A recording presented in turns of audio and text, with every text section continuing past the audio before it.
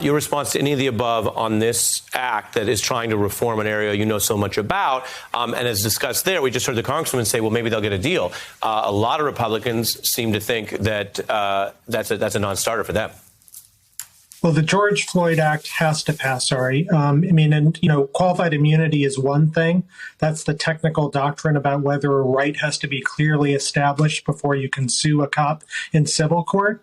But the Floyd Act has at its heart banning the chokeholds that have been taking place, carotid holds. At the federal level, it would be banned. At the state and local level, federal funding would be cut off. Those kinds of reforms are essential, Ari.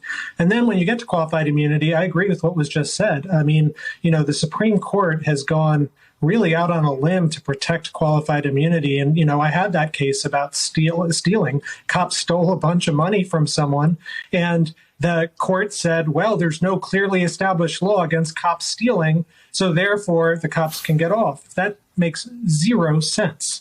And so the Supreme Court has shown itself unwilling to act in this space. And so I think it's up to Congress. It's got to be done. Yeah, and that carries a lot from you, given your experience in the courtroom. I'm just going to tell viewers briefly, Neal, that, you're someone that we would have called upon during the Chauvin trial, which, of course, was carried for many hours on this network and others, except for the fact that because of your legal duties, you were working the trial and not speaking on it before the verdict. So we have a little bit of a very interesting thing. Obviously, these are sad topics, so I won't call it a treat per se, but important that you were involved. You were on that team handling an aspect of the appeal. And so you've shared with us here for the first time on The Beat key moments in the trial. I want to play one and have you talk about it as well as what you saw on the inside. This was something from the defense attorney in the opening. Take a look. And you will learn that Derek Chauvin did exactly what he had been trained to do over the course of his 19-year career. Walk us through that moment and what you can tell us from your time on this team. Okay, I will. And Ari, so first of all, I have been special prosecutor in the case along with others. And so I have been off the air basically for 2 months. But I wanted to come on your show first to talk about these legal issues, just because, frankly, you're the best lawyer on TV. And I enjoy your conversations. I obviously can't talk about the actual case itself. We still have the appeal, there's sentencing, and so much going on. But I can talk about, some of the background. And here, I think what you saw there, from my mind, was really the turning point in the trial, just for myself. I mean, we knew historically how hard it was to prosecute a cop, particularly for murder. It just almost never happens. The odds are stacked against you.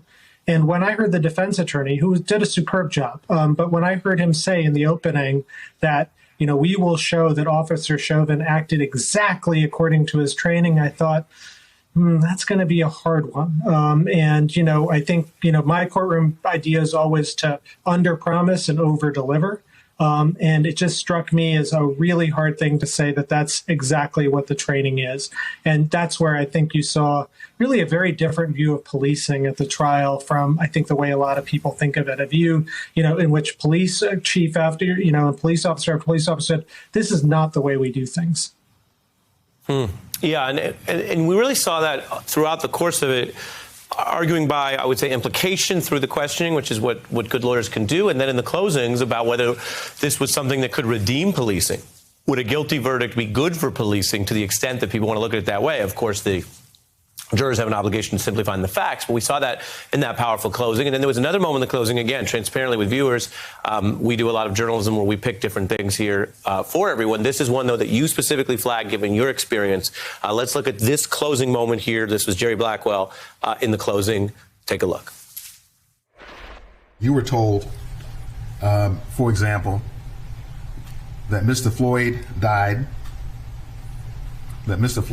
because his heart was too big.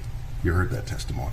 And the truth of the matter is that the reason George Floyd is dead is because Mr. Chauvin's heart was too small. Neal? Well, first of all, it was such a privilege to be with this extraordinary team of people, and Jerry is one of them.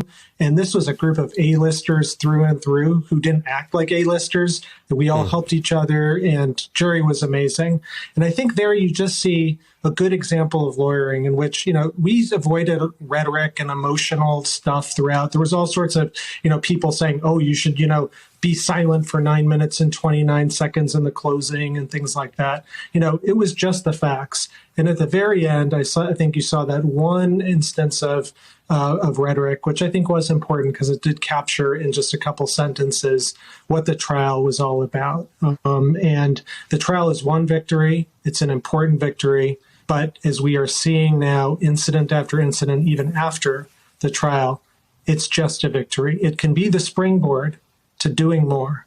And I think all of us, it doesn't matter what color you are, it doesn't matter what politics you have to recognize something has gone off the rails when it comes to some police officers. Not all police officers, but some. And that's going to require reform. And the George Floyd Act is the place to start.